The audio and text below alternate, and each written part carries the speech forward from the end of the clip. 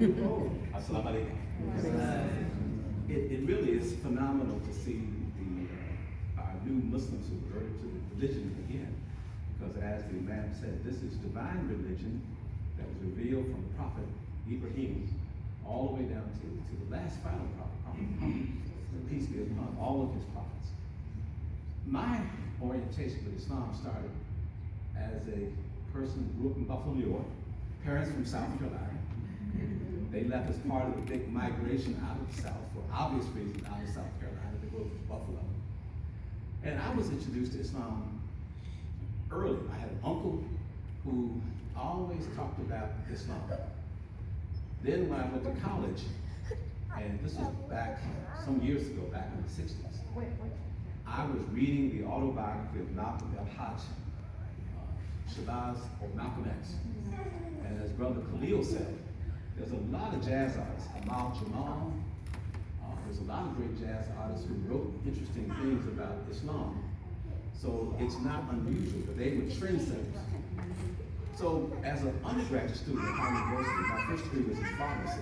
I'm a medical doctor, an ophthalmologist. As an undergrad, I was reading the autobiography of Malcolm X. And by the way, I was studying to be a licensed minister. I was a licensed Christian minister. So I had some ideology in terms of Christianity, and I had a lot of the internal issues in terms of the deity of Jesus. So while I was reading the story of Malcolm, and particularly him making Hajj, the man made reference to Ibrahim's supplication, his prayer, to invite all of humanity to perform this Hajj. I remembered the story of Hajj running between Safa and Marwa. And as I read that story, and I saw Malcolm running between those two locations he described it, I started crying. And the reason I cried is because I said, I have to do this. Allah has required me to do this. And I cried because I said, how can I do this? Because I'm a Christian. I said, how can a Christian feel that he has to do something like this?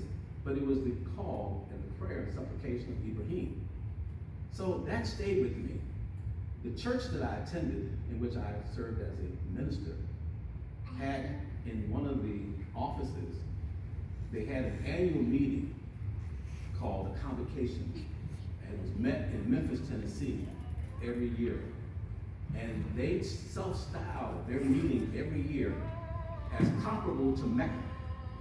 So I said, now I'm hearing Mecca, I'm hearing Hajj, I'm hearing Hajj. And I said, this is amazing. I said, so I didn't know anything about Shahada.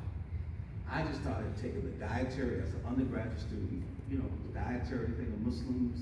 I said, Assalamu alaikum. I didn't know anything about taking Shahada. So I was very fortunate. I was doing a graduate work at Northwestern, and we made a tour abroad. We went to Singapore, went to China, went to Japan. So while we were in Singapore, our group divided and we were asked to go to either a Buddhist temple, and I asked the guy, tour guide, is there a mosque here? I had no idea why he would ask such a thing. The guy, oh yeah, there's a mosque right down the road here. So everybody went to the Buddhist temple, I went to the mosque. I walked in and I said, brothers, I said, would you mind if I pray? Oh, go ahead and pray. I didn't know anything about any kind of ruku, sajda, nothing. They let me come in the masjid there, and I just said, God help me, I want to be guided to the right religion. Whatever you do, guide me to the right religion. I got up, I felt different. We made our way to Beijing. I got to Beijing. I saw young Chinese people everywhere, newspapers, a Chinese boy with a kufi on. I said, this religion is really hitting me kind of hard. I said, something is odd, just everywhere. I can't turn, but I'm seeing Islam. So I finally made my way back to Richmond. I found myself up on Hull Street. And don't know why. I'm there to buy a fish sandwich from this restaurant. So I come there, and so I meet this guy. He says, my name is Shafrada. He says, you look like you have the face of a Muslim. He said, you're here to take Shahada today, aren't you?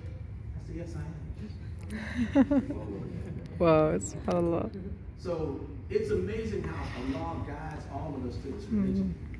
We all are a community to work in fellowship with each other. One piece of advice I give all new Muslims: never separate yourself from your biological family.